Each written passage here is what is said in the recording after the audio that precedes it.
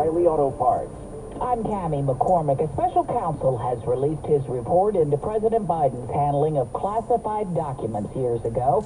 The report found he willfully retained and disclosed highly classified materials, but no criminal charges are warranted. Here's Catherine Herridge. He took notes of these highly classified briefings called the President's Daily Brief. This was put together by the CIA and the Office of the Director of National Intelligence, and then also National Security Council meetings.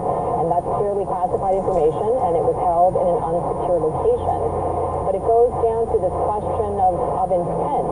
And the special counsel found there just wasn't evidence of intent to harm national security in this case that would warrant a criminal prosecution. The Supreme Court heard arguments today over whether Colorado was right to remove Donald Trump's name from the primary ballot in connection with the insurrection at the Capitol. Colorado cited a constitutional provision that was adopted after the Civil War, preventing former office holders who engaged in insurrection from serving again.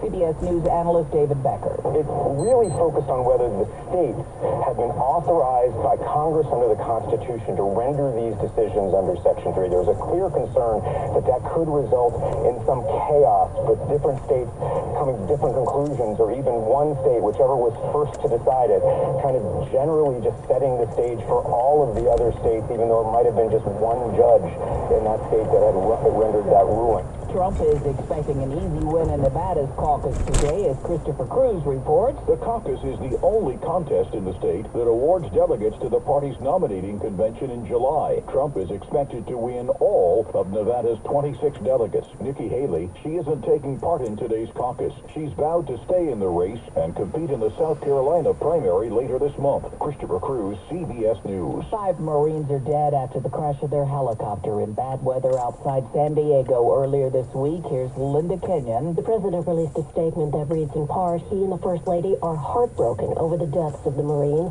The statement says, our service members represent the very best of our nation, and these 5 Marines were no exception. Mr. Biden went on to say, as the Department of Defense continues to assess what occurred, we extend our deepest condolences to their families, their squadron, and the U.S. Marine Corps. Linda Kenyon, CBS News, the White House. A new study finds most Americans have no idea what their vital health numbers are. Dr. Celine Gounder. Less than half know their blood pressure or ideal body weight, and only 1 in 5 knows their cholesterol or blood sugar levels. This is CBS News. Well, that's today's news. Today's news. I didn't hear any good news, did you? I didn't think so. I guess it's all about perspective. The glass is half full. Well, as always, I want to thank you again for coming along with me on these Dash Cam News Adventures. You know the drill. Peace, love, and all that hippie jazz. Bye-bye, everybody. It's 56 degrees in Emeryville, California.